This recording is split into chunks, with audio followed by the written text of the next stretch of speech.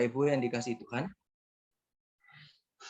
ya sekali lagi saya mengucapkan selamat merayakan Hari Kebangkitan Tuhan kita Yesus Kristus, ya selamat Paskah, dan kita juga bersyukur ya kita boleh kembali bersama-sama belajar di dalam Bible Class, melanjutkan pembelajaran kita secara khusus di dalam kitab 1 Korintus, ya, dalam kitab 1 Korintus. Jadi di dalam kitab 1 Korintus ini mungkin hari ini saya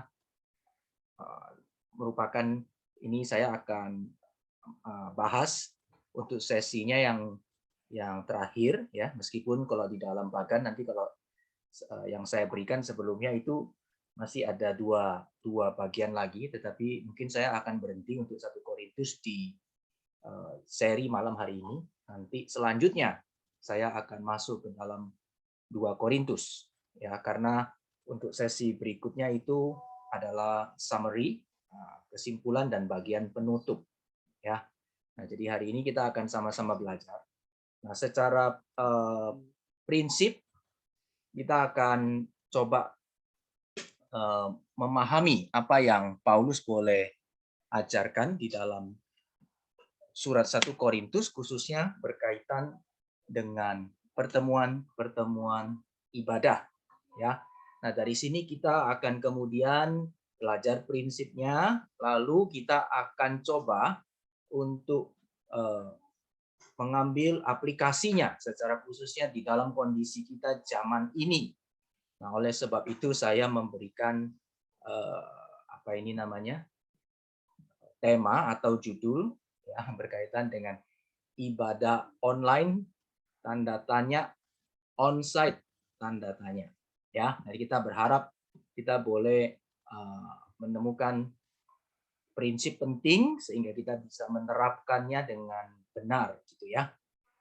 Karena ada banyak hal sekali di dalam kitab suci yang mungkin orang yang di luar iman kita atau bahkan orang percaya sendiri mungkin kadang mengalami kesulitan karena tidak diatur, ya, tidak diatur di dalamnya, tidak disebutkan di dalamnya, sehingga akhirnya ketika dicari-cari kok nggak ada ya, kemudian bingung. Tapi sebenarnya apa yang diwahyukan Tuhan sebagai kitab suci itu sudah cukup. Sekali lagi, prinsip dari kitab suci, ya, doktrin Alkitab itu adalah bahwa Alkitab itu cukup, ya, the sufficiency of the Bible. Alkitab itu cukup, ya. Jadi dia memang tidak memuat semua sampai detail-detail dan apa ya, setiap hal yang berkaitan dengan yang kita hadapi, ya. Kemudian tiap zaman ada perbedaan, ada perubahan, gitu ya. Tetapi secara prinsip itu semua sudah diatur oleh kitab suci, ya. Jadi cukup, ya. Oleh sebab itu kita percaya dan kita memakai Alkitab sebagai pedoman, ya. Seperti kata pemazmur di Mazmur 119, ya. Firman-Mu adalah pelita bagi kakiku, gitu ya, dan seterusnya, dan terang bagi jalanku. Nah, jadi kita bisa percaya bagian ini, ya. Jadi secara khusus nanti kita bisa coba mengambil aplikasinya, dan mungkin saya berharap nanti setelah kita belajar dari prinsip-prinsip yang ada, saya kepingin rekan-rekan boleh memberikan pendapatnya, ya, memberikan pendapatnya sebelum nanti saya memberikan kesimpulan, ya. Jadi kita ini kan sifatnya kelas, Bible class, ya. Jadi kelas, saya harap memang biasa kelas juga satu arah, ya, waktu diajar dan dengar searah, tetapi harapannya juga boleh ada pertanyaan, ada ini ya, pendapat yang diberikan, dan juga itu memungkinkan supaya kita boleh saling bertumbuh. Oke, ya. Saya akan berusaha menjawab semaksimal yang saya bisa, ya, sebaik mungkin. Nah, ini kita kembali saya berikan bagan ini. Ini problem yang muncul di dalam kitab Korintus. Ya, problem ini secara umum, ya, secara umum, summary, secara keseluruhan yang coba saya bagi klasifikasinya itu menjadi 6 bagian. Nah, tetapi sebenarnya problemnya itu 4. Makanya saya bilang hari ini saya berhenti di 4, ya. di sesi yang keempat ini. Ya, problem yang pertama itu adalah problem favoritism. Ya, kita sudah lewat ya. Golongan-golongan lah favoritnya siapa, Paulus ini dan seterusnya. Kemudian yang kedua ada sex issue. Ya, di dalamnya kemudian juga ada problem berkaitan dengan gugat menggugat. Jadi ada kaitannya di sana. Ya, dikelompokkan menjadi satu bagian. Kemudian minggu lalu kita sudah belajar food issue berkaitan dengan makanan ya, secara khusus makanan yang dipersembahkan kepada berhala. Masih ingat ya? Saya berharap bisa ingat. Kalau lupa klik lagi aja ya. Ya. Tapi sayang sekali yang food issue kayaknya lupa terekam ya. Tidak apa-apa ya. Jadi belajar yang ini untuk yang ini food issue ya. Kemudian yang bagian yang hari ini kita akan belajar ini adalah meeting issue. Nah, meeting ini bukan rapat ya. Jadi kita kalau dalam bahasa Inggris meeting kan rapat ya, Zoom meeting gitu ya. Sebenarnya meetings bisa diartikan pertemuan. Nah, di dalam Alkitab kalau ini dipakai meeting ya kaitannya ya pertemuan-pertemuan ibadah ya, pertemuan-pertemuan ibadah. Nah, ini hari ini kita akan belajar secara khusus ini meeting issue. Nah, ini di dalam meeting issue ini adalah diatur di dalam pasal yang 11 sampai 14. Tapi 14 saya keep. Karena 14 itu nanti secara khusus akan bicara bahas detail ya lebih khusus tentang bahasa roh. Nah, untuk bahasa roh kita sudah ada seminar sendiri sekaligus promosi saya ya, sekaligus promosi. Nah, jadi untuk bahasa roh itu nanti seminar Pentakosta. Nah, kita nantikan nanti ya, seminar Pentakosta. Nah, kemudian juga nanti Sabtu depan sekaligus promosi lagi ya. Sabtu depan juga nanti kita ada seminar pembinaan iman berkaitan dengan ateis praktis di dalam keluarga Kristen. Nah, saya harap setiap kali ada seminar, rekan-rekan di dalam Bible Class bisa bantu promosi, bisa kasih tahu kepada rekan-rekan, saudara-saudara, jemaat yang lain, ya jemaat kita, dan juga kalau ada rekan-rekan lain juga boleh, supaya boleh menjadi berkat. Oke ya, jadi kita kembali lagi ke sini. Ini kita akan bahas meeting issue dari pasal yang 11 sampai 13. Ya, dari pasal 11 sampai pasal yang ke-13. Nah, kita langsung mulai saja. Di dalam pasal 11 saya akan membahas secara urutan ya setiap pasal. Pasal 11, pasal 12, 13 yang kita belajar apa yang Paulus boleh sampaikan kepada jemaat di Korintus melalui suratnya yang pertama ini. Ya. Oke, kita masuk sekarang di 1 Korintus pasal yang ke-11. Ini adalah ayatnya ya. Saya bagi menjadi beberapa bagian yang sudah saya susun di dalam yang akan saya bahas ya. Jadi yang pertama kita akan lihat bersama-sama di pasal 11 ayat 1 ya. Jadilah pengikutku sama seperti aku juga menjadi pengikut Kristus. Aku harus memuji kamu sebab dalam segala sesuatu kamu tetap mengingat akan aku dan teguh berpegang pada ajaran yang kuteruskan kepadamu. Nah, di dalam bagian ini Paulus membuka di dalam surat 1 Korintus pasal 11 ini kita akan lihat Paulus membuka dengan satu ini ya, dia bilang ada di sini pujian ya, aku harus memuji kamu ya. Nah, di sini ada hal yang Paulus mau nyatakan kepada jemaat di Korintus ya, aku harus memuji kamu. Nah, nanti setelah itu di bagian kedua otomatis ya ada hal di mana Paulus melakukan teguran. Jadi memberikan pujian, memberikan apresiasi ketika mereka boleh mengerti dengan melakukan bagian-bagian yang benar itu diberikan pujian, tetapi pada bagian-bagian yang tidak benar, Paulus juga memberikan teguran kepada mereka. Ya, jadi di sini ada pujian yang diberikan. Nah, ayat yang ketiga yang kita mulai masuk ya. Tetapi aku mau supaya kamu mengetahui hal ini. Hal apa? Yaitu kepala dari tiap-tiap laki-laki ialah Kristus dan kepala dari perempuan ialah laki-laki dan kepala dari Kristus ialah Allah. Nah, Bapak Ibu yang dikasihi Tuhan, waktu kita membaca firman Tuhan kalau berhenti di sini kita pasti bingung. Nah, Paulus ini bicara apa ya? Tiba-tiba kok langsung mau mengetahui hal ini. Nah, yang saya kasih bold ya bagian ini. Sorry, ini ya, bagian bold ini ya. Ya pokoknya bagian bold ini. Ini adalah apa namanya? Satu kesimpulan yang Paulus mau mereka pegang atau satu prinsip yang Paulus mau mereka pegang ya. Jadi bahwa kepala dari tiap laki-laki ialah Kristus, kemudian kepala dari perempuan ialah laki-laki dan kepala dari Kristus ialah Allah. Ya, jadi bagian ini kita bisa lihat bahwa Paulus mau menekankan poin di depan. Prinsip ini yang Paulus mau ajarkan. Nah, kenapa demikian? Maka kita bisa lihat sebenarnya. Di sini ada suatu kondisi, kalau kita baca seterusnya. Nanti kita baca ya, tapi saya summary-kan saja ya. Ada kondisi bahwa di Paulus mendengar dari rekan-rekan yang melayani di sana, ya pengurus di Korintus begitulah ya, ada situasi keadaan di mana wanita yang datang di dalam pertemuan ibadah, dia itu berdoa tanpa memakai tudung kepala. Jadi penutup itu ya. Nah, jadi kalau kita lihat berikutnya nanti di sana dikasih tahu ya. Jadi mulai ayat 4 itu kita sudah bisa lihat kalau laki-laki berdoa atau bernubuat. Nah, kalau bernubuat ini mempunyai makna ya. Kalau di sini kita berdoa kan sudah jelas tahu ya, berdoa. Tapi kalau bernubuat, Bapak Ibu sekalian, ini mempunyai makna mengajar ya atau berdiri di depan untuk boleh memberikan atau membaca firman Tuhan, mengajar firman Tuhan itu juga kata di dalam aslinya itu adalah nubuat ya, mengajarkan firman Tuhan.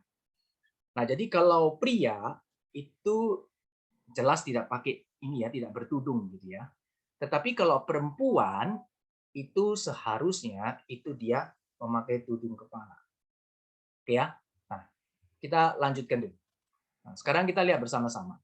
Nah, di dalam situasi kota Korintus yang kita sudah bahas di dalam bagian-bagian awal, tentu kita sudah tahu Korintus itu adalah kota bukan kota Kristen ya, tetapi justru di sana adalah kota yang penuh dengan satu kebebasan ya, termasuk di dalamnya adalah dalam penyembahan kepada ilah-ilah lain gitu ya. Sehingga kondisi di dalam kota Korintus itu yang saya pakai istilah itu permissible ya, permisif. Jadi sangat apa ya, ya boleh dikatakan ya semua boleh lah, permisif banget gitu ya.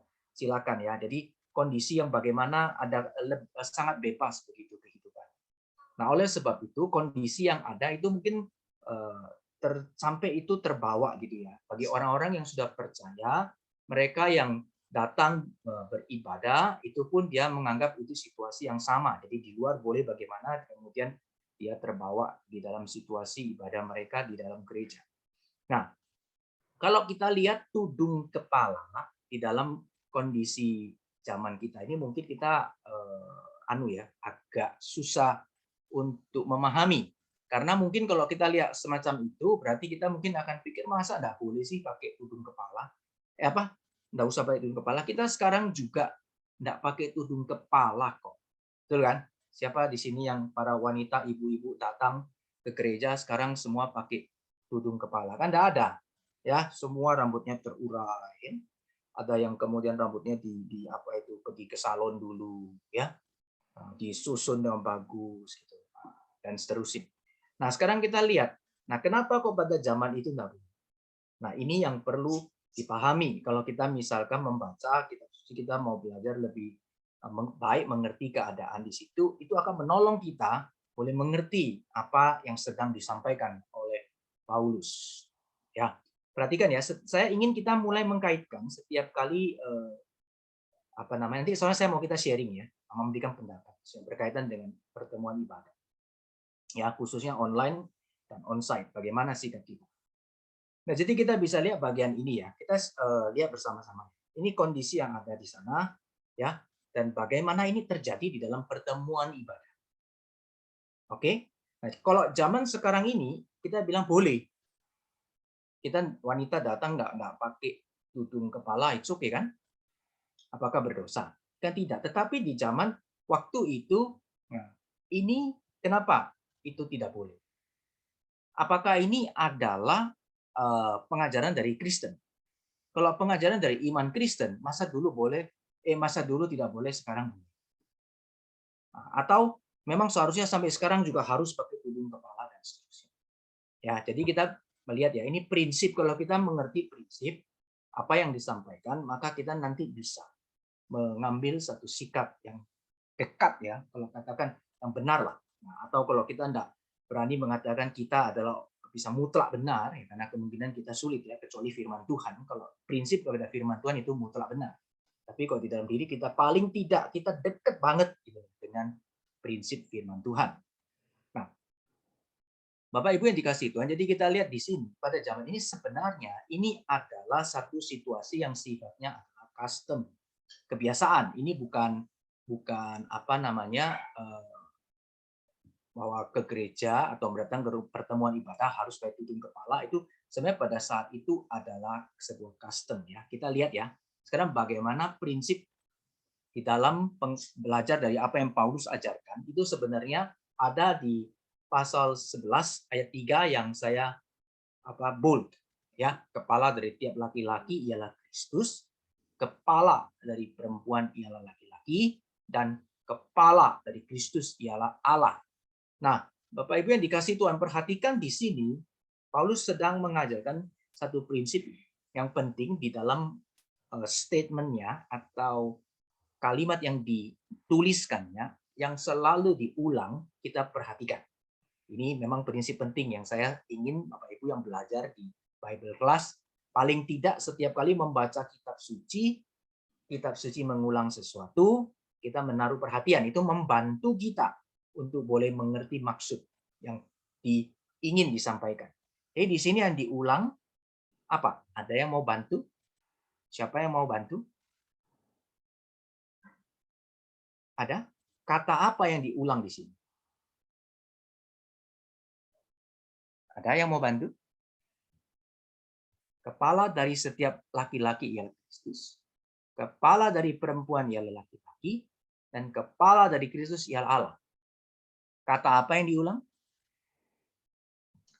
Kepala. Kepala. Betul ya? Bukan kelapa ya. Kepala ya. Nah, jadi kita bisa lihat Paulus pada prinsip yang diberikan, dia sudah kasih sebenarnya satu pesan penting yang diberitahu di depan. Seperti orang, kalau kita sudah bisa melihat itu sudah ada, kita ada mengerti ya Paulus maksudnya apa. Nah, kalau bicara soal kepala, jadi benar. Di sini yang diulang, tapi kita lihat kepalanya siapa, kepalanya siapa, kepalanya siapa, kepalanya siapa. Nah, kalau bicara soal ini, kalau misalkan kita di dalam satu kondisi, kita kemudian berkumpul bersama-sama, lalu kemudian dikasih tahu, ya, kepalanya ini, kepalanya ini, kepalanya ini, kepalanya ini. Kira-kira sedang bicara soal apa ini? Ada yang mau coba kasih pendapat? Silakan.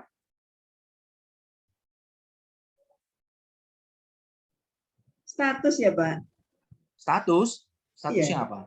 Menikah atau lajang gitu? Status. Bukan, maksudnya apa? Gimana? Yang lebih berhak siapa begitu, Pak? Ya, posisi ya. Jadi siapa yang posisi iya. Oke, thank you.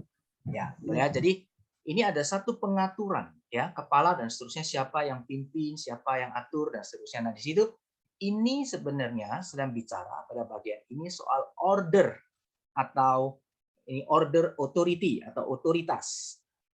Nah, kalau bicara otoritas berarti ada subordinasi atau otoritas yang di bawahnya siapa. Makanya dikasih tahu kepalanya siapa, nah berarti ada yang juga yang dipimpin. Siapa pemimpin, siapa yang dipimpin. Nah, ini penting untuk kita mengerti di sini. Ya. Nah, jangan salah duga atau salah mengartikan, nah, melihat bahwa kok sepertinya kok wanita dan laki-laki apa dibedakan gitu.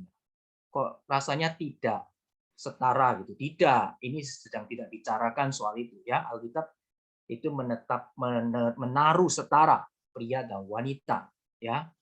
Tapi kita sedang Paulus dalam hal ini firman Tuhan sedang bicara soal order otoritas. Nah, order otoritas ini untuk apa?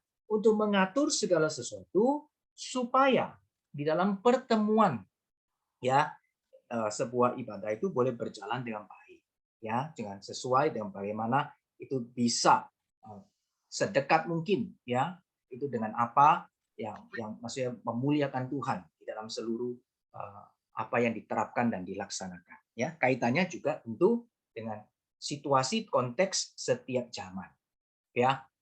Nah, di sini kita bisa lihat kemudian bagian pertama itu kita lihat, ya, bagian pertama itu berarti yang ini, ya. Ini bagian pertama, ya.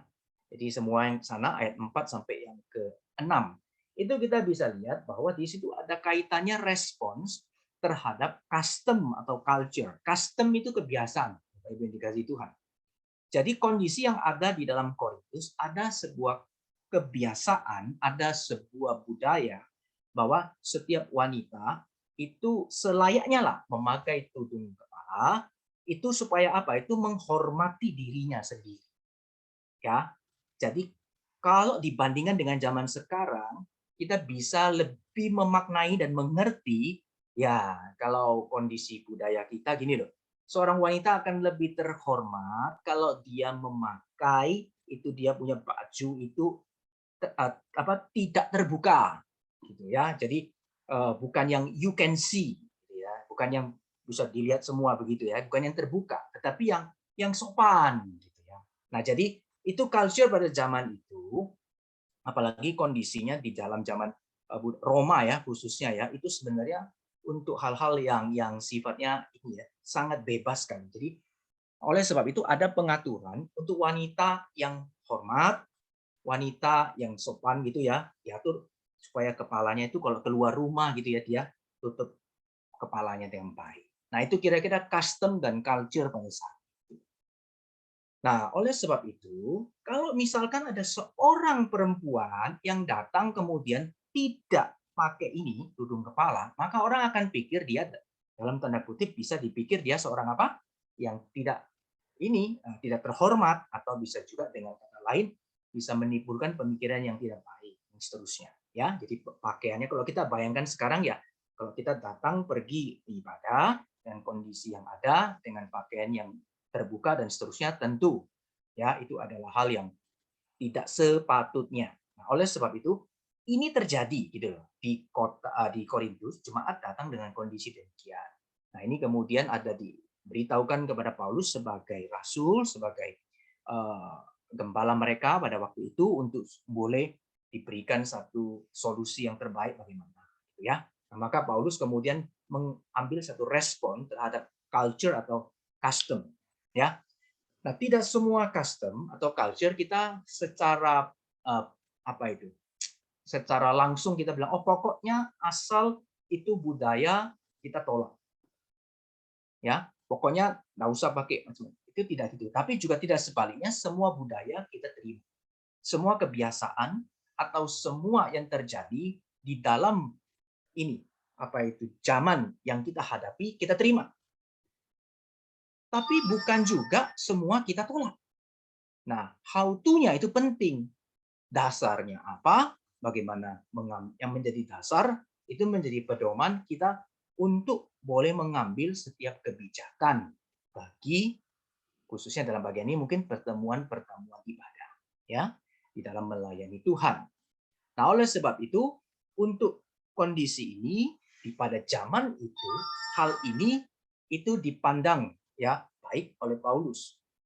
Jadi oleh sebab itu Paulus dalam bagian ini dia justru, ya, kalau kita baca nanti seterusnya, justru Paulus boleh meng-highlight, ya, bahwa yang namanya order di dalam otoritas antara bagaimana laki-laki dan perempuan dan bagaimana perempuan seharusnya membawa dirinya itu penting, ya. Jadi dalam kondisi ini kehormatan kan ditulis kalau bagian ini adalah kehormatan seorang wanita justru ketika bagaimana waktu dia itu menudungi kepalanya itu adalah satu penghormatan kepada dirinya sendiri. Dan sebenarnya di dalam bagian ini dia juga menjaga, ya, misalnya di dalam kondisi satu pertemuan ibadah dengan para laki-laki dan seterusnya, khususnya mungkin juga suaminya dan seterusnya, itu adalah satu penghormatan yang baik kalau bagi pasangannya gitu. Nah, oleh sebab itu di dalam otoritas yang susunan yang sudah order yang ada ini, budaya yang ada pada saat itu dipandang baik ya dan bisa diterima, dan sehingga akhirnya kita boleh lihat nanti bagaimana Paulus mengatur ya, oke, laki-laki tidak perlu menudungi kepalanya ya, karena memang dikasih tahu nanti ada beberapa alasan di sana ya, nanti kita lihat bersama-sama. Tapi wanita dalam hal ini ya, custom atau culture yang ada itu boleh menjadi hal yang baik ya, untuk boleh memberikan satu penghormatan ya. Di dalam bagian ini mungkin perempuan boleh submisif ya, atau boleh mentaati culture yang ada, sehingga posisi mungkin laki-laki di dalam pertemuan ibadah itu tidak perlu memakai tudung, tetapi wanita pakai tudung ya. Nah, kemudian kita bisa lihat bersama-sama. Berikutnya adalah dikasih tahu bagian 2, ini yang bagian B ya. Ini bagian 2 ini. Ini dikasih tahu oleh Paulus, dia refer ya kepada image of God atau gambar dan rupa Allah ya. Karena laki-laki tidak perlu menudungi kepalanya, ia menyinarkan gambaran dan kemuliaan Allah ya. Perempuan menyinarkan kemuliaan laki-laki. Jadi ini order di dalam imago Dei, bagaimana Allah itu boleh menjadikan laki-laki, Adam terlebih dahulu, kemudian dari Adam kemudian Allah menjadikan Hawa, wanita, sebagai penolongnya ya. Jadi bagaimana susunan order ini ada, dan di dalam bagian susunan order di dalam prinsip iman Kristen ini adalah hal yang sudah baik, dan custom yang ada ini tidak bertentangan. Dan custom yang ada justru memberikan satu penghormatan yang baik terhadap order yang sudah disusun ya oleh Tuhan, maka ini bisa diterima. Ya. Nah, ini bagian yang kedua. Sehingga kita bisa melihat nanti di ayat 7 sampai ayat yang ke-12 ini bicara soal order di dalam penciptaan atau manusia sebagai gambar dan rupa Allah. Nah, bagaimana prinsip dari 11 ayat 3 itu tetap terjadi. Jadi ini prinsipnya sudah diberitahu seperti itu, sehingga waktu kita membaca, waktu kita memahami, kita tetap kembali kepada prinsip yang sudah Paulus sampaikan berkaitan dengan order di dalam otoritas ya, kepala dari laki-laki Kristus. Jadi ini ordonya jelas, paling tinggi Kristus kalau kita gambarkan, kemudian ada laki-laki, kemudian Allah dulu ya, Allah, kemudian ada Kristus, dalam ini order ya dalam kondisinya. Kalau kita lihat dari posisi Allah, kemudian Kristus, kemudian laki-laki, kemudian baru perempuan ya. Nah, kita bisa lihat bersama-sama itu adalah order yang sudah disiapkan ya, yang Tuhan sudah nyatakan. Baik, kita lanjutkan di bagian yang ketiga. Di sini ya, ini sama ya, saya ulangi aja. Nah, di bagian yang ketiga ini adalah penegasan ulang. Jadi di sini ada satu kalimat ya. Ini sepertinya adalah yang ketiga ya. Pertimbangkanlah sendiri. Ya. Jadi silakan dipikir sendiri, patutkah perempuan berdoa kepada Allah dengan kepala yang tidak bertudung? Ya. Nah, jadi kalau di dalam kondisi pada saat itu kita sudah melihat tadi kondisi keadaannya, bahwa sebenarnya ketika seorang wanita datang dengan kepala tidak bertudung, itu ada satu di zaman itu adalah sesuatu hal yang sangat tidak hormat. Nah, sehingga pada saat datang kepada Tuhan, kita mesti melihat bagaimana order yang Tuhan sudah siapkan tadi, sudah Tuhan tetapkan itu, bagaimana datang kepada Tuhan harus ada hormat, ada otoritasnya, bagaimana kita mensubmitkan diri dengan benar, menghormati Tuhan. Nah, oleh sebab itu bagian ini kemudian Paulus memberikan satu pertanyaan retorik. Ya, pertanyaan yang sebenarnya sudah jelas pertanyaannya ya. Nah, kalau datang kepada Tuhan, datang kepada Allah mesti hormat. Kalau tidak hormat ya jawabannya pasti tidak. Ya, dan seterusnya. Jadi ini adalah sebuah penegasan ulang, dan penegasan dikasih tahu gini. Ya, khususnya di sini. Ini penegasannya. Kalau ada orang yang mau membantah, silakan. Kami maupun jemaat Allah tidak mempunyai kebiasaan yang demikian. Ya. Nah, jadi kita bisa melihat ya di dalam bagian ini Paulus khususnya berkaitan dengan satu situasi Ya, bagaimana ada wanita datang itu memakai tudung kepala, bagaimana tanggapan dan respon Paulus, dan bagaimana memberikan penegasan, khususnya respon terhadap custom dan culture yang ada. Ya, jadi kita bisa lihat bagaimana Paulus bisa berespon ya, baik secara jadi prinsipnya dulu kita perhatikan. Jikalau prinsip itu adalah yang sesuai, ya maka prinsip ini yang menilai setiap custom dan culture. Ya, jadi prinsip firman Tuhan yang menilai, jangan dibalik ya. Banyak sekali orang-orang memikirkan bahwa oh, kita mesti ikut zaman. Ya, zaman ini berubah, zaman ini jalan. Kita mesti ikut zaman. Kalau enggak ketinggalan. Nah, di dalam pasal 11 kita belajar ya. Jadi kita jangan belajarnya gini, oh boleh nggak boleh. Oh berarti boleh ya. Oh berarti nggak boleh ya. Jangan belajar itunya, belajar prinsipnya. Nah, kalau dalam bagian ini kita bisa belajar bersama-sama prinsip yang benar bagaimana, lalu prinsip ini yang kemudian dipakai untuk boleh menilai setiap perubahan yang terjadi dalam zaman atau setiap keadaan yang ada di tengah-tengah zaman. Ya. Nah, oleh sebab itu sekarang kalau kita lihat dengan kondisi pakai tudung kepala, boleh enggak datang ke gereja? Mau pakai tudung, kalau zaman kita kondisi sekarang mau zaman datang ke gereja mau pakai tudung kepala, silakan, enggak mau pakai juga enggak apa-apa. Kenapa? Karena tidak melanggar prinsip yang dalam kitab suci yang ada. Baik yang pakai tudung kepala maupun yang tidak pakai tudung kepala. Ini maksudnya kalau seorang wanita ya, itu mereka tidak melanggar prinsip tersebut ya, otoritas itu ya. Dan bagaimana dua-dua juga datang di dalam satu rasa yang hormat kepada Tuhan itu tidak menjadi masalah. Nah, jadi kita tidak bicarakan soal oh berarti kesimpulannya jadi gimana Pak? Jadi sekarang tudung kepala boleh atau gimana? Bukan itu ya, prinsipnya yang kita jelas di dalam pertemuan ibadah.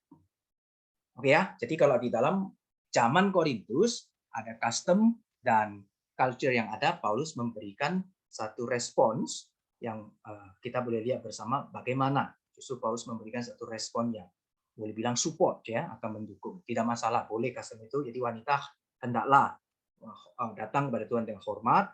Custom itu bagaimana hormat itu dengan satu budaya pakai tudung kepala itu bisa diterima. Ya, nah ini pasal 11. Saya stop di sini. Kita mungkin kalau misalkan ada yang mau bertanya boleh, silakan. Ada yang mau bertanya? Cukup jelas?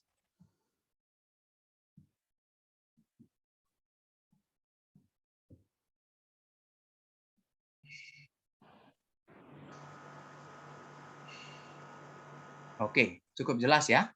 Kalau cukup jelas kita lanjut di pasal 12. Nah, saya pesan ya, jadi saya nanti di bagian akhir saya minta kita boleh siapa yang maksudnya memberikan pendapat ya. Saya enggak akan tunjuk, tapi saya berharap rekan-rekan yang hadir bisa memberikan pendapatnya. Ya. Oke. Nah, sekarang khususnya berkaitan dengan ini ya, ibadah ya, onsite dan online. Oke. Sekarang saya lanjut. Kita akan masuk di dalam pasal yang ke-12.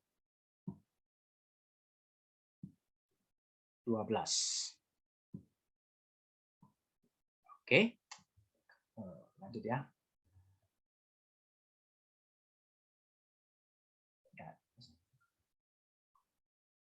Ya, ini ada sedikit kita teruskan sedikit ya berkaitan dengan pasal 11 sebelum masuk 12 ada yang ketinggalan ya.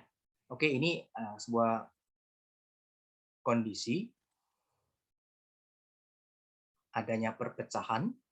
Ini bagian kedua maksud saya. Di pasal 11 yang bagian kedua ada kondisi lain ya. Jadi tadi yang pertama adalah kondisi pakai tudung kepala. Ini di dalam masih pasal 11, maaf ya. Pasal 11 tetapi ada kondisi lain yaitu berkaitan dengan perjamuan kudus yang salah. Ya, berkaitan dengan perjamuan kudus yang salah kita lanjut saja. Kondisinya ini langsung jelas ya. Jadi ini ada perpecahan, kemudian bagian kedua adanya perjamuan kudus yang salah. Nah, perjamuan kudusnya yang salah itu apa?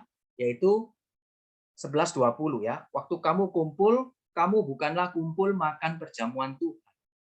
Ya, sebab perjamuan itu tiap-tiap orang makan dahulu makanannya sendiri, sehingga yang seorang lapar dan yang lain mabuk, Apakah kamu tidak punya rumah sendiri untuk makan dan minum? Atau maukah kamu menghinakan jemaat Allah dan memalukan orang-orang yang tidak mempunyai apa-apa?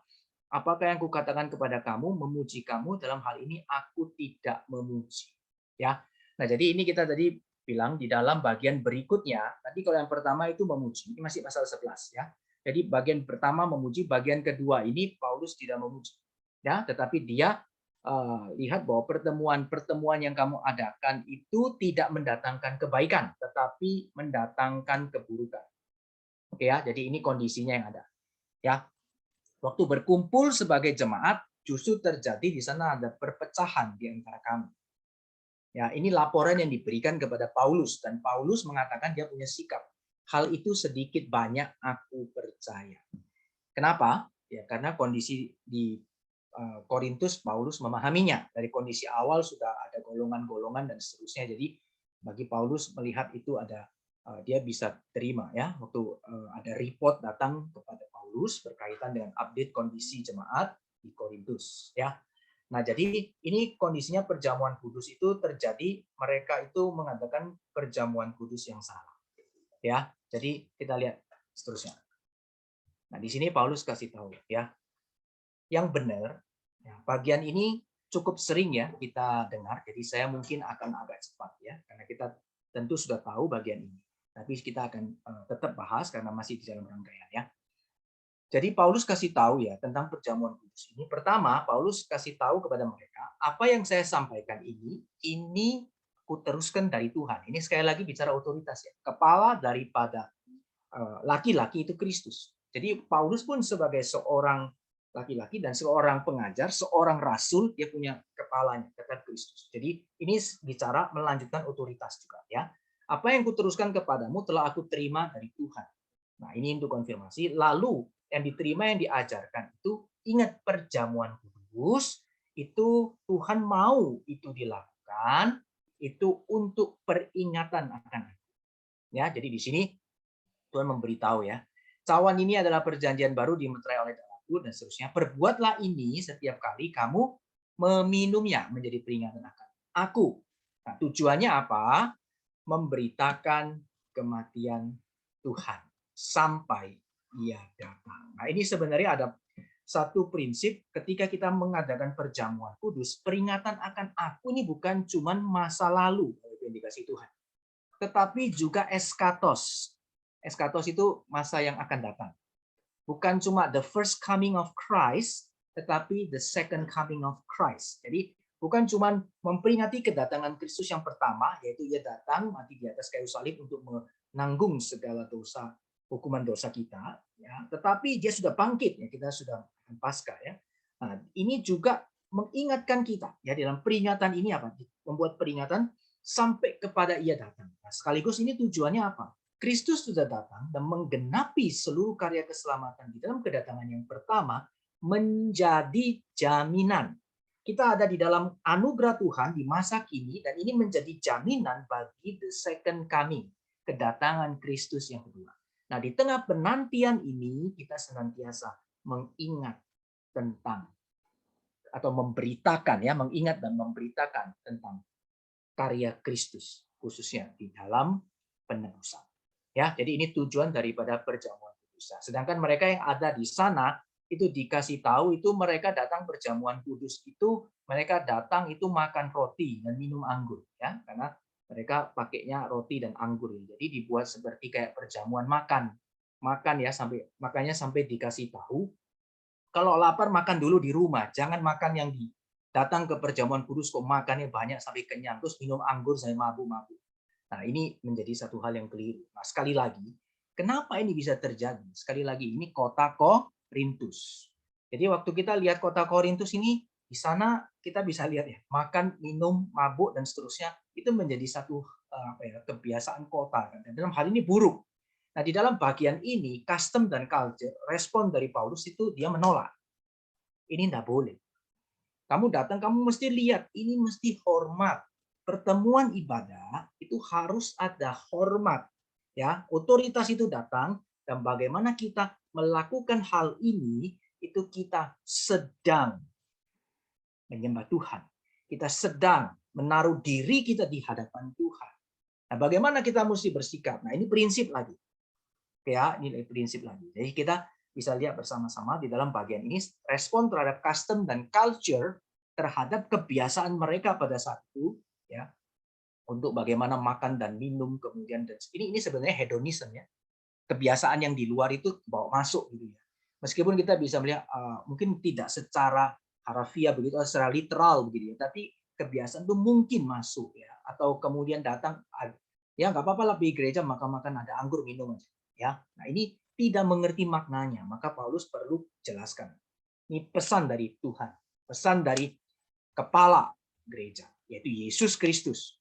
Ingat baik-baik ya. Jadi peringatan akan aku ya. Nah, kemudian dilihat di sini oleh sebab itu perlu setiap orang menguji diri sendiri-sendiri masing-masing ya. Bisa kira kita memahami hal ini dengan baik. Dan terakhir tetap ada penegasan ulang. Ya, jangan kamu berkumpul untuk dihukum. Itu maksudnya apa? Maksudnya begini, karena ini kondisi perjamuan kudus datang, kamu tidak melakukan dengan benar. Paulus memberitahu di sana, nggak boleh main-main, ya, ada hukuman.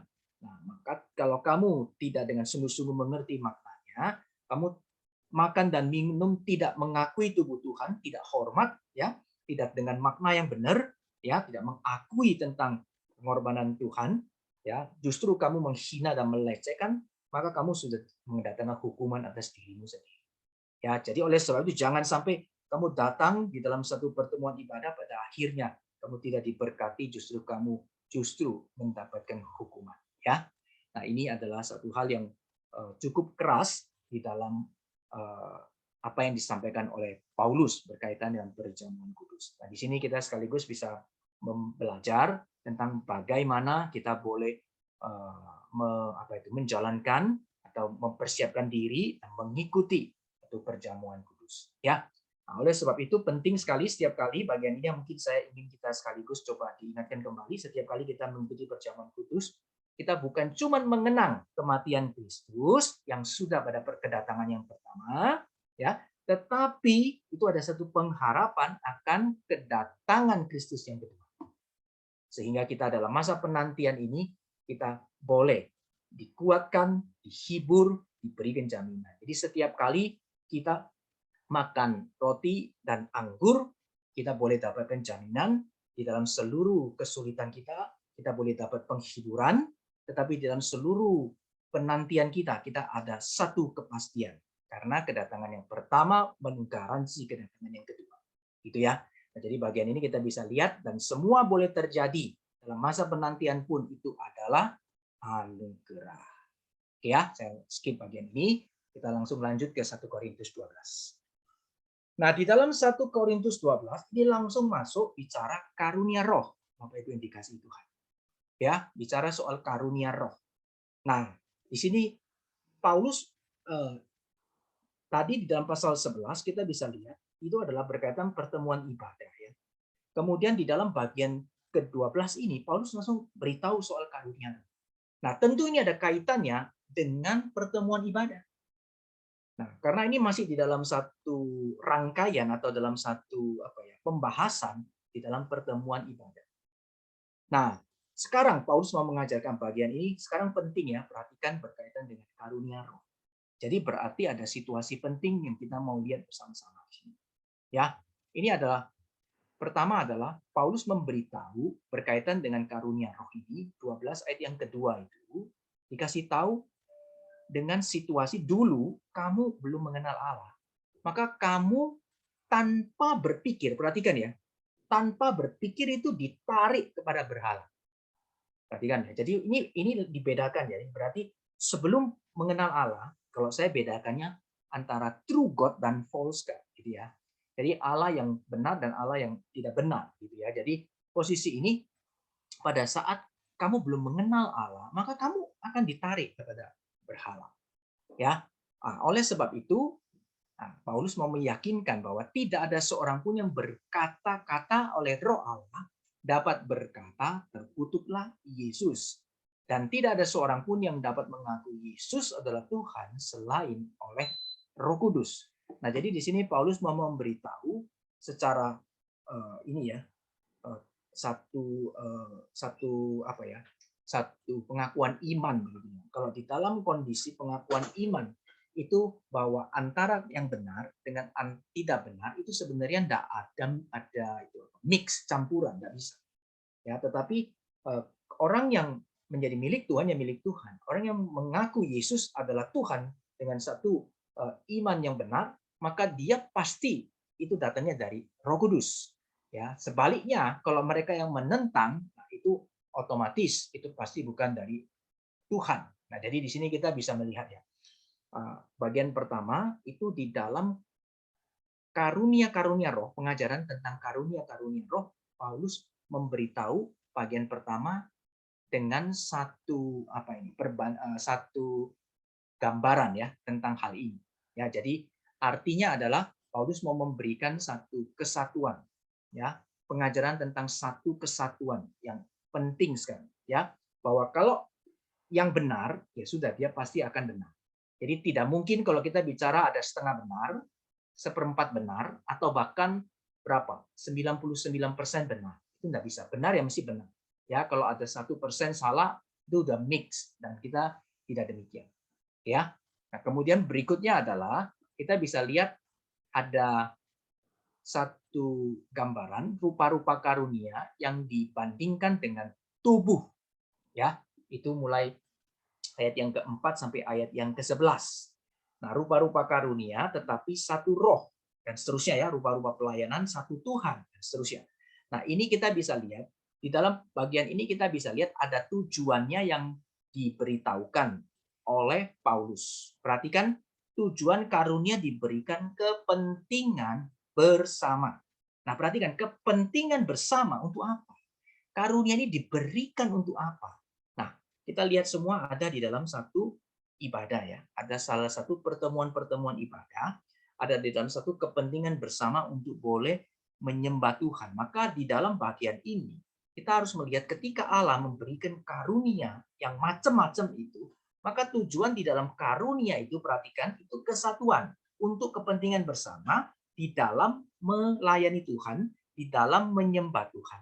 Bukan sebaliknya, yaitu isu sebelumnya atau bahkan isu di dalam topik kitab Korintus kita bisa lihat perpecahan.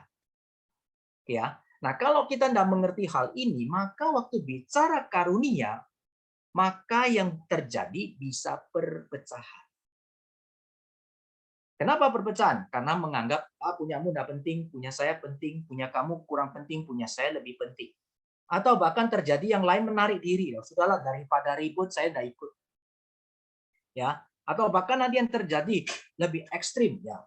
Sudah saya posisinya daripada seperti ini ya sudah saya ekstrim saja. Ya, menarik diri dan seterusnya, ya. Atau ada yang ekstrimnya justru perpecahan lebih besar gitu ya. Nah, kita mesti lihat di dalam bagian ini rupa-rupa karunia yang diberikan Tuhan di dalam pertemuan ibadah itu harus kesatuan. Tapi ingat, di dalam satu kesatuan ini, kita sedang tidak bicara lagi ya. Maksudnya dalam hal ini, Paulus bagian pertama kasih tahu antara yang kamu sebelum percaya dan setelah percaya. Nah, jadi kita sedang bicara di dalam hal ini adalah benar-benar orang yang sungguh-sungguh dia sudah beriman kepada Tuhan. Artinya kita sudah satu saudara di dalam Tuhan. Ya, orang percaya, believer. Ya, umat pilihan Tuhan. Kalau kita mau pakai bahasa teologi ya sudah ini bicara umat pilihan Tuhan. Jadi kalau kita di dalam satu saudara seiman waktu kita bicara soal karunia ya itu tidak mungkin karunia itu untuk saling perpecahan, tidak mungkin, tetapi karunia itu mari kita taruh tempatnya di mana ini karunia ya.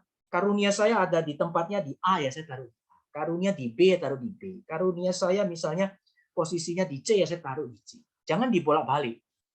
Nah, yang terjadi, saya setuju ya dengan satu prinsip di dalam kitab suci, shalom itu adalah shalom itu kan damai. Shalom itu adalah ketika segala sesuatu itu ada pada tempatnya. Saya pernah, mungkin berulang kali juga saya sampaikan ini. Shalom itu adalah ketika segala sesuatu itu pada tempatnya. Jadi everything itu, segala sesuatu itu ada tempatnya. Nah, kalau segala sesuatu itu pada tempatnya, maka di sana ada shalom. Tapi kalau tidak pada tempatnya, Nah, ini menjadi satu hal yang justru nggak shalom. Jadi ada kekacauan di situ, ya, ada chaos, ya.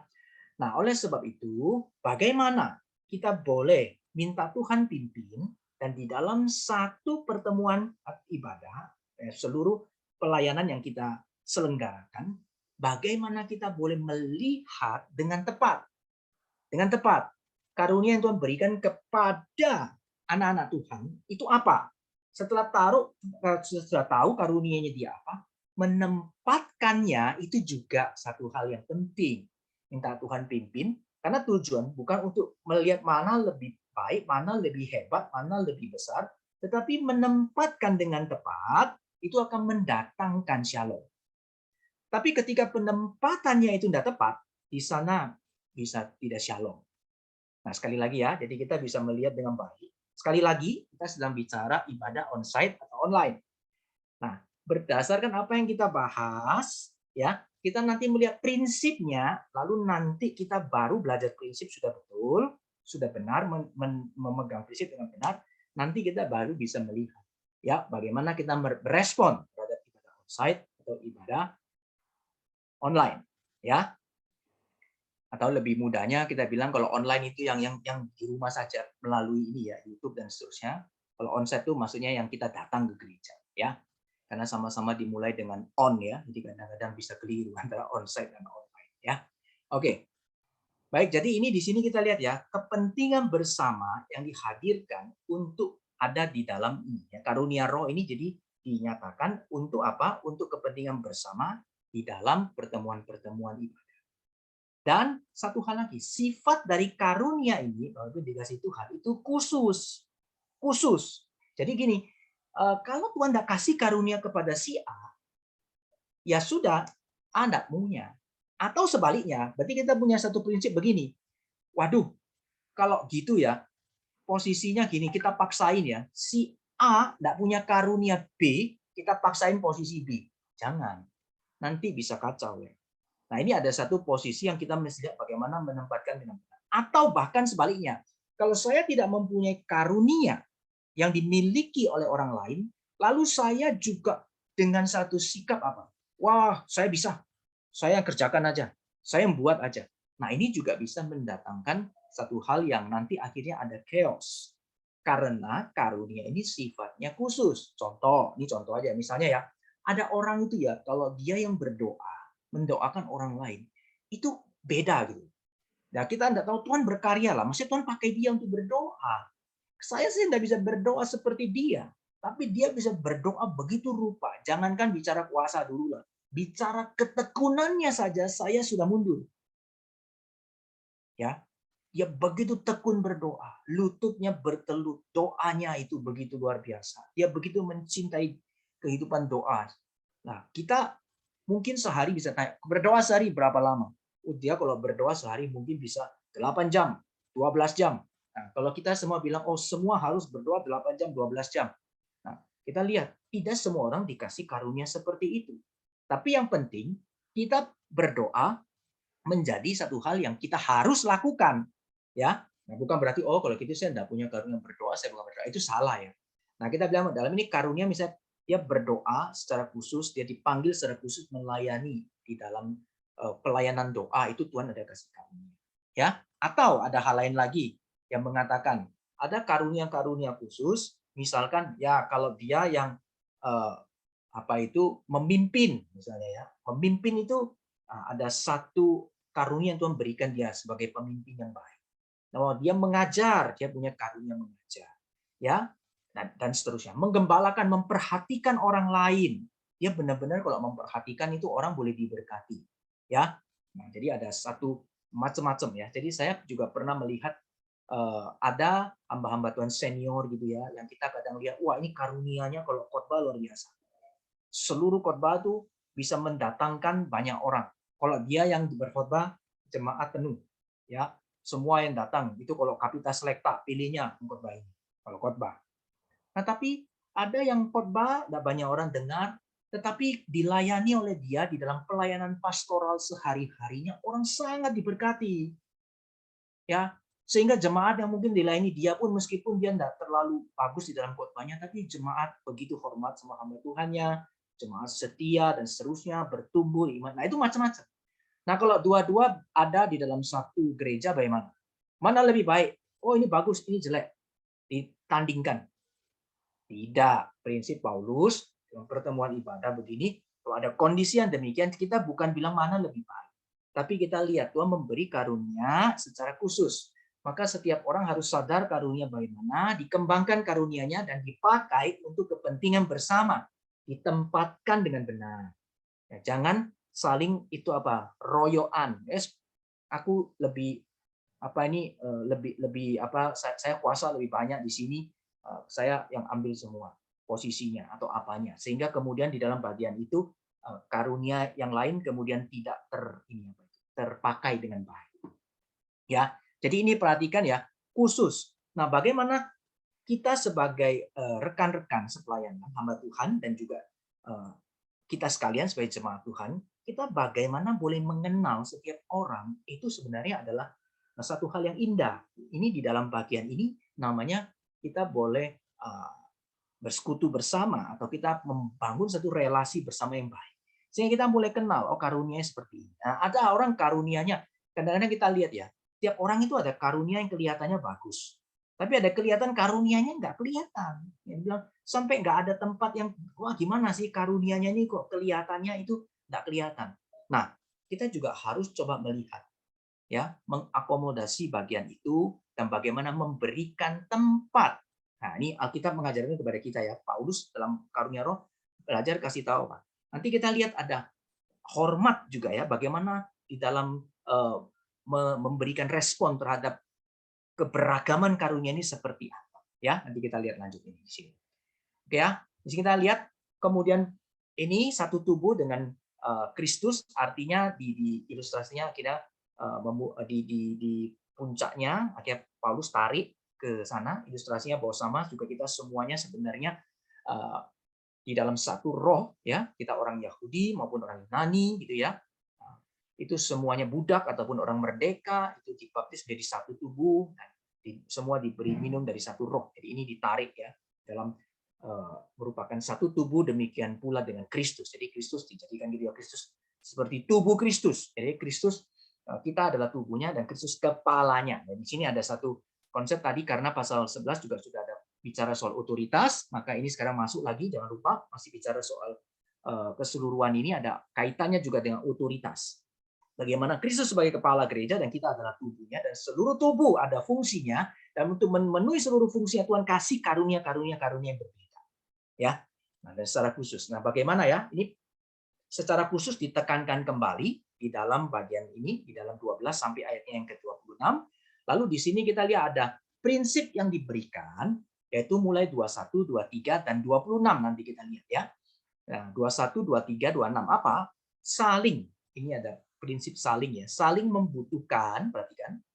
Maksudnya saling membutuhkan seperti apa? Perhatikan ya, jangan salah mengerti begini. Jadi mata gini ya, memang ada banyak anggota, 20 ya baca ya. Memang ada banyak anggota, tetapi hanya satu tubuh. Sekali lagi isu pentingnya, prinsipnya. Kesatuan yang baik, unity ya, in diversity ya, tapi di dalam konteks ini kita sudah bicara kita adalah satu umat pilihan Tuhan ya. Kemudian jadi mata tidak dapat berkata kepada tangan, aku tidak butuh engkau. Kepala tidak dapat berkata kepada kaki, aku tidak butuh engkau.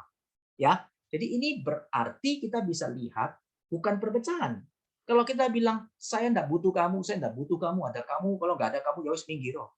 Nah ini berarti perpecahan. Karena isu utamanya juga kita lihat secara keseluruhan ada perpecahan ya, yang mau coba Paulus soroti dan lihat bersama-sama bagaimana prinsip kesatuan itu penting. Yang menyatukan itu juga harus kebenaran dan yang sesuatu yang sangat mulia, yaitu Kristus sendiri, yaitu Allah sendiri. Ya, nanti kita bisa lihat ini nanti secara puncaknya, finalnya, firman Tuhan akan bagian Paulus ini akan membawa kita boleh melihat dengan indah ya. Nah, sehingga kita lihat ya, mata tidak bisa berkata kepada tangan, aku tidak butuh engkau, ya dan seterusnya. Nah, mata itu sebenarnya kalau kita lihat, ya kan bagian yang lemah, ya toh. Nah, kemudian kalau kita bisa lihat yang banyak aktif, mungkin kaki bisa jalan, tangan bisa ini dan seterusnya. Tetapi sebenarnya tanpa yang lain juga tidak bisa jalan, tidak bisa sendiri-sendiri. Tubuh mana bisa semua mata. Tubuh mana bisa semua tangan, tubuh mana bisa semuanya itu adalah kaki. Nggak bisa. Justru dikasih tahu harus saling menghormati. Ya, membutuhkan tuh dalam arti gini loh, Tuhan sudah butuh, ini kita mesti lihat karena Tuhan kasih. Ya, karunia itu untuk gerejanya. Ini Tuhan yang kasih. Jangan kita melawan otoritas Tuhan. Kita taat kepada apa yang Tuhan sudah berikan. Ya, bagaimana kemudian kita saling hormat, bukan cuma butuh, tapi kita juga menghormati. Ya, meskipun dia adalah bagian yang lemah dan menanggung derita bersama-sama. Sehingga kalau ada satu yang menderita, semuanya ikut sakit. Ada satu yang susah, semua ikut susah. Satu yang sukacita, semua ikut sukacita. Nah, ini mesti ada hal yang kita akan indah ya kalau misalnya kita boleh menerapkannya dengan tepat ya. Nah, kita lihat bersama-sama di sini. Oke, saya lanjutkan lagi. Nah, jadi tujuannya jelas, jangan terjadi perpecahan di dalam ini ya. Kesatuan berarti jangan terjadi perpecahan. Ya. Oke. Nah, 12:25 ya itu ya. Jangan terjadi perpecahan dalam tubuh, tapi biarlah kita saling memperhatikan. Nah, ini prinsip penting ya di dalam karunia. Oke. Nah, sekarang di bagian akhir ini 12:27 kamu semua adalah tubuh dan tubuh Kristus ya. Banyak atasnya saya nak baca ini. Kamu masing-masing adalah anggotanya ya. Oke, satu tubuh dengan Kristus tadi ya. Kita lanjutkan secara khusus. Kemudian bagian terakhir ini penekanan ulang ya.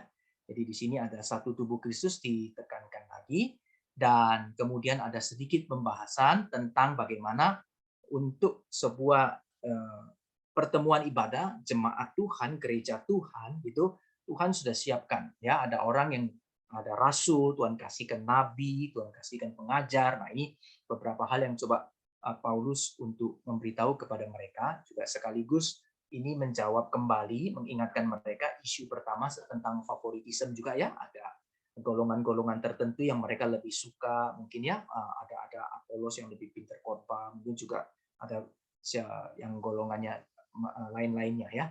Kita bisa lihat bahwa Paulus memberitahu kepada mereka, Tuhan memberikan rasul, Tuhan memberikan nabi, Tuhan memberikan pengajar. Nah, di dalam bagian ini kita perlu tahu ya, nabi itu untuk jabatan nabi di dalam zaman ini sudah tidak ada ya. Rasul dan nabi itu khusus. Jadi rasul ya kepada 12 rasul. Karena sekarang tidak ada kalau misalnya ada orang bilang, oh saya rasul yang ke-13 atau ke-14 atau ke-15, sebenarnya tidak ada. Atau saya nabi siapa di zaman ini. Sebenarnya jabatan sudah tidak ada. Tetapi fungsi ya itu ada. Oke ya. Jadi jabatannya sudah ada. Kalau misalnya ada orang mengaku dirinya nabi itu ya nggak benar ya. Jadi itu nggak ada jabatan nabinya lagi, tetapi fungsi nabi ya yang boleh mewartakan firman Tuhan ya. Nubuat itu kan mengajar firman Tuhan, mengingatkan orang ya, mengajar kembali. Itu semua masih ada ya. Jadi fungsi jabatannya sudah tidak ada ya, fungsinya masih tetap ada. Oke, ini adalah 1 Korintus pasalnya yang ke-12 yang bicara soal bagaimana Tuhan memberikan karunia di tengah-tengah ini pertemuan-pertemuan ibadah yang ada. Jadi tujuannya apa? Supaya bagaimana ada pertemuan ibadah yang baik, pertemuan ibadah yang indah, pertemuan ibadah yang berkenan sesuai dengan apa yang Tuhan sudah siapkan. Jadi semua itu Tuhan sudah atur dengan baik. Ya, jadi oleh sebab itu di dalam segala kondisi yang ada, nah kita juga bisa melihat bagaimana respon kita, misalnya kondisi di dalam kita menghadapi kondisi saat ini. Bagaimana kita mengambil sebuah respons, bagaimana kita bisa menempatkan orang, bagaimana kita memerlukan itu penata layan. Nah, bagaimana kita menghadirkan sebuah ibadah yang baik ya dari berbagai zaman, kita bisa lihat prinsipnya. Ya, karunia-karunia yang ada kita perlu pertimbangkan. Kita tidak boleh eliminir karena karunia bersifat khusus. Ya, karunia bersifat khusus. Kalau Tuhan berikan di dalam gereja Tuhan, kita mesti pikirkan Tuhan mau apa. Ditempatkan di mana itu penting pertanyaannya. Nah, poinnya mesti lihat saya taruh di mana. Nah, bagaimana menaruh dengan tepat, bagaimana itu boleh menghadirkan satu ibadah yang sungguh-sungguh memuliakan Tuhan. Nah, saya kira itu menjadi poin yang lebih penting daripada kita sekedar bicara boleh tidak boleh. Tapi bagaimana prinsip itu menggait seluruh kebijakan kita. Nah, ini menjadi satu hal yang saya rindu kita bisa bersama-sama belajar melalui apa yang Paulus ajarkan. Khususnya ketika Paulus menghadirkan tentang rupa-rupa karunia untuk kesatuan, untuk membangun, ya, bukan perpecahan. Jangan sampai terjadi perpecahan, ya, tapi bagaimana prinsip saling membutuhkan, menghormati, bahkan saling menanggung derita itu boleh terjadi dalam satu jemaat Tuhan. Oke, ini adalah bagian 1 Korintus pasal yang ke-12. Ya, saya lanjutkan saja. Baru nanti saya selesaikan, ya. Saya tanya respon dari rekan-rekan sekalian, silakan, ya. Sekarang saya lanjutnya 13, ya. Karena 13 ini 1 Korintus 13 ini adalah bagi saya di dalam saya mempersiapkan ini menjadi puncak di dalam bagian ini. Bagian pertemuan ibadah yang penting yang harus kita perhatikan dan menjadi satu solusi penting di dalam perpecahan. Di dalam perpecahan ini penting. Jadi 1 Korintus 13 itu Paulus dari bagian pertama sudah sangat jelas menekankan solusinya, ya. Jadi ini adalah hal yang penting. Saya kira saya langsung masuk aja sebentar karena ini adalah satu kesimpulan. Bagi saya ini satu kesimpulan penting, tapi Paulus mau highlight supaya kita mengerti dan sekaligus satu pribadi penting, satu otoritas, satu pribadi yang penting Paulus hadirkan di sini, ya. Jadi Paulus langsung mulai 13 ayat 1, 2, 3 itu dengan ini, ya. Solusi masalah untuk perpecahan adalah kasih. Ya, dengan apa? Di sini ada kita lihat, jika aku tidak mempunyai kasih, ya. Berapa kali? 3 kali sini, ya. Jika aku tidak mempunyai kasih dan jika aku tidak mempunyai kasih. Nah, Bapak Ibu yang dikasihi Tuhan, kita bisa lihat bersama-sama, ya.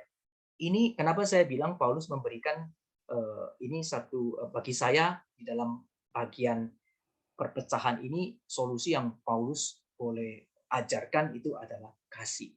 Ya, Paulus langsung katakan, kamu merasa dirimu sehebat apa? Kamu mau merasa bagaimana karuniamu setinggi apa?